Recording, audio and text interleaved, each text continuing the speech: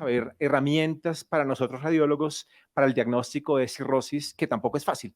Y vamos a centrarnos un poco en las imágenes seccionales, entonces en TAC y en resonancia, y en la cual vamos a arrancar con un ejemplo. Entonces, un ejemplo de vida diaria, oiga, no es tan fácil, no es tan difícil diferenciar un paciente cirrótico de un normal, pero en la mitad de ambos pacientes hay un montón de espectros de imágenes que van a ser muy relevantes. Y eso es como este paciente, un paciente con una cirrosis temprana, que vamos a ver un hígado pequeño, una discreta nodularidad de los contornos y sin duda nos abre la posibilidad de decir, oiga, ¿es un paciente cirrótico o no es cirrótico? Porque al final en este grupo de pacientes por imágenes se va a centrar el screening de los pacientes. Entonces vamos a migrar unos palabras rápidas de hígado normal versus cirrótico, hallazgos en las imágenes de cirrosis, el desempeño diagnóstico en las imágenes de TAC y resonancia. Y acordémonos, vamos a arrancar un poco por cirrosis. Y acordémonos que cirrosis es la remodelación irreversible de la arquitectura hepática. Acordémonos, un hígado normal tiene los espacios porta y tiene los hepatocitos normalmente distribuidos entre espacio porta y espacio porta, y entre el hígado normal o F0 del Metavir score y el hígado cirrótico o un amplio depósito de fibrosis entre un espacio porta y espacio porta, hay una gran gran abanico de posibilidades diagnósticas que vamos a identificar si algunos hallazgos de imágenes nos guían o no nos guían en ese diagnóstico. O sea, corremos fibrosis entre los tractos portales del paciente cirrótico, regeneración nodular de esos hepatocitos y su estroma, distorsión de la arquitectura vascular. Fíjense que esos espacios portales ya no van a ser normales como el paciente normal de la histología, sino van a ser heterogéneos, espichados de alguna forma o desplazados por esta distorsión fibrótica que ocurre en la regeneración nodular de los hepatocitos. Y hay sin duda un riesgo de transformación maligna, un riesgo de hipertensión portal y una disfunción hepática de acuerdo a la extensión de la lesión hepática. Y desde el punto de vista de imágenes, tanto en TAC como resonancia, es un rato diagnóstico, es una enfermedad silente. Puede ser un hallazgo incidental de un gran volumen de nuestros pacientes. Y los estadios tempranos tienen ausencia de un marcador de laboratorio confiable. Usualmente el diagnóstico es tardío por la descompensación de la cirrosis y acordemos los dos términos importantes. Los pacientes cirróticos compensados, que son asintomáticos, pueden presentar a nuestro servicio y tener un hallazgo de imágenes simplemente incidental, o los pacientes con cirrosis descompensada que tienen ascitis, usualmente las manifestaciones de la hipertensión portal, encefalopatía hepática y obviamente el sangrado variceal que le va a cambiar per se sin necesidad de transformación maligna el desenlace clínico del paciente y va a tener un desenlace clínico en los siguientes 3 años muy regular. Y fíjense diferentes tipos de hallazgos de imágenes que vamos a migrar rápidamente. Entonces, ¿cuál es nuestro rol de los estudios de imágenes en los pacientes cirróticos? Uno, la evaluación anatómica y fisiológica de la reserva hepática. Dos, la evaluación de esos nódulos cirróticos, obviamente con especial objetivo de la detección de los nódulos de transformación maligna. Y acordémonos que partimos de TAC y resonancia, en particular con resonancia, que lo vamos a ver, el desempeño diagnóstico para detectar carcinomas hepatocelulares en resonancia de una buena técnica es muy bueno, es lejos mejor que ecografía. Depósito graso, que vamos a ver mañana con unas charlas muy buenas de depósito graso y de fibrosis hepática, anomalías vasculares o complicaciones sistémicas, usualmente derivadas de la hipertensión portal, ascitis o complicaciones infecciosas. Y desde el punto de vista de imágenes podemos diferenciar los hallazgos entre unos hallazgos morfológicos, unos hallazgos vasculares o unos hallazgos extrahepáticos. Esta charla en particular se va a centrar en los hallazgos morfológicos de las imágenes seccionales, depósito de fibrosis y nódulos hepáticos, cambios en la morfología del parénquima hepático y aumento de depósito de grasa. Y arranquemos por algunos de ellos. El primero, hepatomegalia. Acordémonos, un signo de cirrosis temprana, ocurre hasta el más del 60% de los pacientes, ocurre más frecuente en los pacientes con enfermedad colestásica, cirrosis biliar primaria, hepatitis aguda y congestión hepática. El tamaño del hígado es muy individual y depende de la altura y el índice de masa corporal, pero usualmente un parámetro apropiado es hasta entre 15 y 18 centímetros de la longitud craneocaudal en la línea medio clavicular. Y usualmente hablamos de hepatomegalia cuando tiene mayor de 21 centímetros en ese tamaño. O que tenga una extensión del polo inferior por debajo del polo inferior del riñón. Ahora, que este crecimiento sea simétrico, lóbulo izquierdo y lóbulo derecho simétrico, no solamente el lóbulo derecho, obviamente el diagnóstico diferencial, un lóbulo de Riedel o, importante, un trastorno linfoproliferativo. Redistribución lobar como otros rasgos importantes de la cirrosis. Acordémonos, entonces, redistribución lobar, hipertrofia de los segmentos laterales del lóbulo izquierdo, del 2 al 3, y atrofia de los segmentos mediales del 4 y del lóbulo derecho, que son 5 y 8, e hipertrofia del lóbulo caudado. Entonces, arranquemos primero por el primero. Entonces, hipertrofia de los segmentos laterales del lóbulo izquierdo. ¿Por qué? Porque ese segmento de la porta izquierda la porta izquierda solamente tiene un mayor trayecto por fuera del parénquima hepático y no está afectado por ese aumento de la presión por el gran contenido de fibrosis del parénquima hepático adyacente. Al contrario, el segmento 4 y los segmentos mediales del lóbulo derecho, o sea, 5 y 8, tienen un trayecto de porta con mayor porción intrahepática. Y acordemos que el lóbulo caudado, gran parte de su respuesta es tener circulación portal por ramas directas de la vena porta extrahepática. Y por eso hay un aumento importante del tamaño del caudado y unos cambios atróficos del segmento 4 del lóbulo izquierdo, de los mediales del lóbulo derecho e hipertrofia de los segmentos laterales del lóbulo izquierdo, y vamos a ver en las imágenes. Entonces, clave cómo pasamos esta redistribución lobar a algo objetivo. El índice objetivo, el índice del caudado sobre el derecho o el índice del caudado sobre el derecho modificado. Y acordemos que este índice que lleva, el índice del caudado derecho modificado, lleva al menos 20 años descrito en la literatura. Entonces, arranquemos por el método estándar, desde el borde medial del caudado hasta la bifurcación de la porta. Entonces, donde la porta se divide entre porta derecha y porta izquierda. Este es la longitud A o el caudado y el resto hasta el borde lateral del derecho, el lóbulo derecho. Índice normal, un desempeño diagnóstico o un umbral mayor de 0,65 es lo anormal y un desempeño diagnóstico más o menos, más bien regular. Acordemos el índice modificado que va desde el borde medial del caudado hasta la bifurcación de la porta derecha, donde viene la porta anterior derecha y la porta posterior derecha, y este es el volumen la longitud del lóbulo caudado, y de ahí en adelante hasta el borde lateral, la longitud del lóbulo derecho. Esta relación tiene un mejor desempeño diagnóstico y el umbral anormal de detección es 0,9. Sin embargo, fíjense, unos buenos valores predictivos positivos, pero una exactitud diagnóstica y una sensibilidad regular para el índice estándar y mucho mejor para el índice modificado. Otros rasgos importantes de cirrosis en hígado, nodularidad de la superficie hepática. Y esa nodularidad de la superficie hepática lo que refleja es esos septos de fibrosis y los nódulos de regeneración que producen nodularidad en los contornos del hígado. Este tamaño puede asociarse a algunas etiologías. En general, uno aprendía micronodular menor de 3 milímetros, más en pacientes cirróticos de origen alcohólico y hemocromatosis, y los macronodulares mayores de 3 milímetros en etiologías virales e inflamatorias.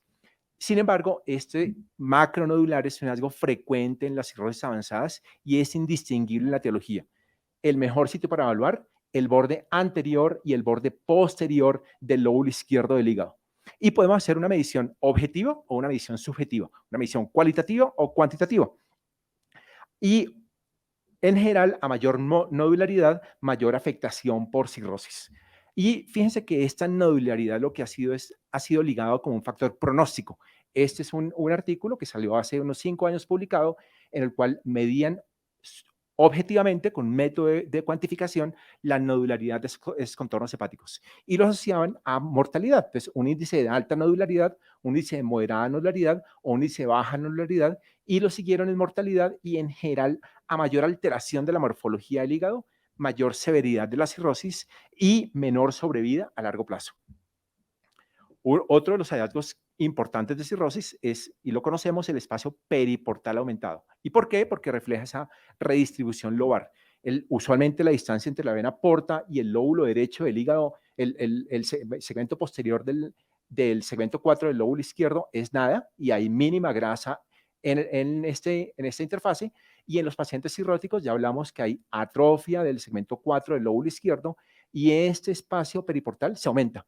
Espacio periportal, un umbral mayor de 10 milímetros, y ese umbral ha sido asociado a un valor predictivo positivo de cirrosis muy alto, hasta el 91%. En general, este hallazgo ha sido considerado como un signo temprano de cirrosis. De nuevo, tiene desempeños diagnósticos que son apropiados y un índice de probabilidad de valor predictivo positivo, sobre todo, muy alto.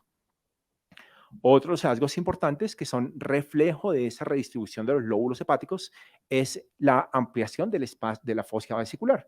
Y acordemos que la fosa vesicular medialmente está, está rodeada por parénquima hepático del segmento 4 y lateralmente está rodeada por los segmentos mediales del lóbulo derecho, el 5 y el 8, el 5 en especial.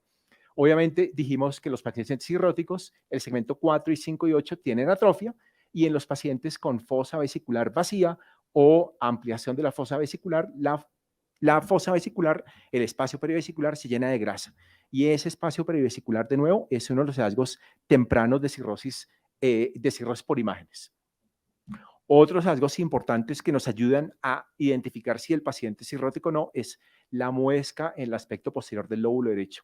Y esta muesca en el aspecto posterior del lóbulo derecho lo que significa es una indentación abrupta del aspecto posterior del lóbulo derecho. ¿Por qué? Por el crecimiento del lóbulo caudado y los cambios atróficos de los segmentos posteriores del lóbulo derecho.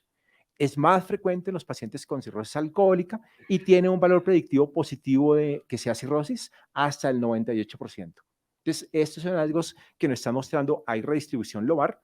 Ya hablamos que la redistribución lobar, a mayor redistribución, mayor severidad de la cirrosis, mayor severidad, peor depósito de fibrosis en los pacientes.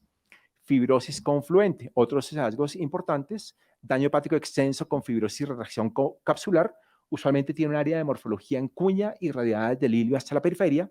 Las áreas más involucradas son los segmentos mediales del lóbulo izquierdo y los segmentos anteriores del lóbulo derecho. Fíjense, en estos pacientes usualmente demuestran un área, de nuevo, de morfología triangular, vértice medial, base externa, la periferia del parénquima hepático, usualmente se asocian a cambios retráctiles. Tiene un realce progresivo del contraste, tiene pues, de nuevo alto depósito de fibrosis realce tardíamente, realce progresivo del contraste. Algunas pueden demostrar realce temprano por ese agrupamiento o agrupación de los vasos comprometidos por los cambios retráctiles.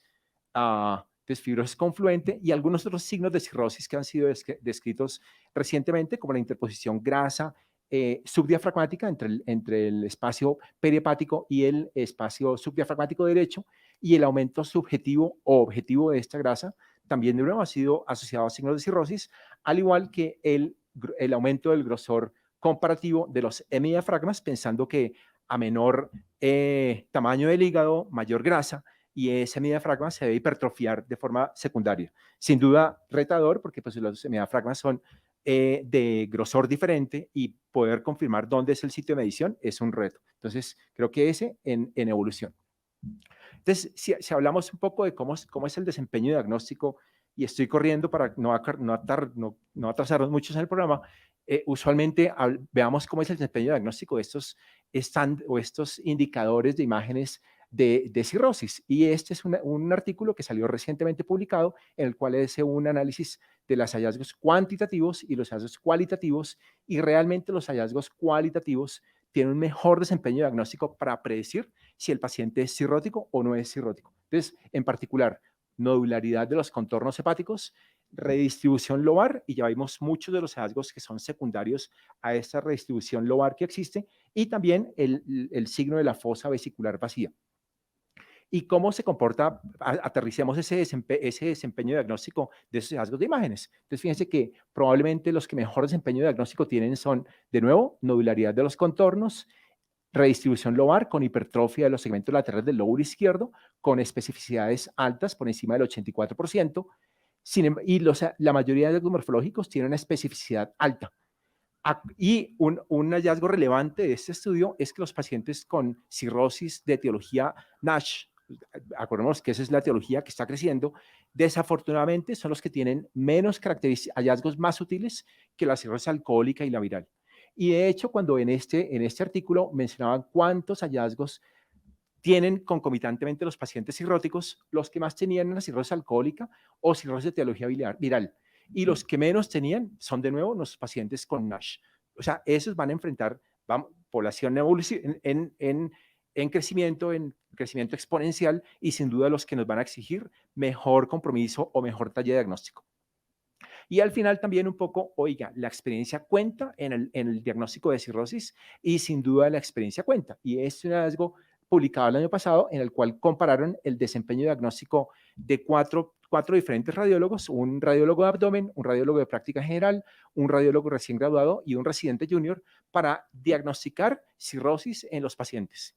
Y sin duda, la evidencia es la baja concordancia interobservador entre los índices caudado y derecho, el aumento del espacio portal y la fosa vesicular expandida. O sea, esos índices que consideramos objetivos de medición fácil tienen una alta variabilidad interobservador, o sea, tiene una poca concordancia interobservador.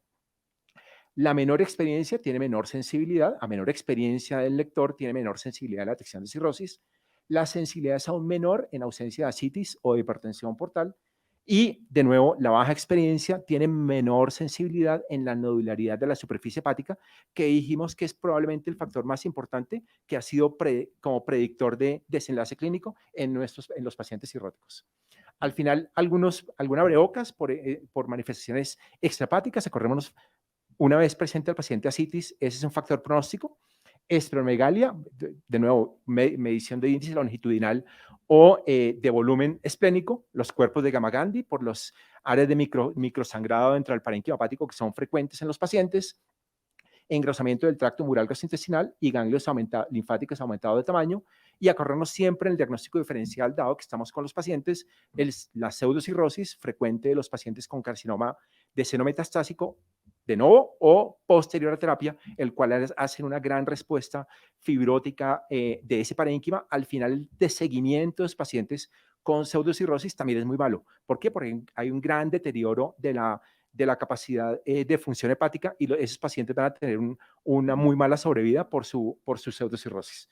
Entonces, creo que con esto y de nuevo, navegamos a través de esto rápidamente. El objetivo era tener en mente, ¿por qué? Porque vamos a hablar que el screening se aplica en los pacientes cirróticos, pero ese abordaje de cirrótico desde el punto de vista clínico tiene sus retos y desde el punto de vista nuestro imagenológico tiene aún mayor retos, donde estamos sentados viendo un taco, una resonancia, a veces conocemos la contraparte clínica del paciente atrás y debemos llenar de argumentos para ver si el paciente es cirrótico o no es cirrótico. Entonces, diagnóstico difícil en estudios tempranos.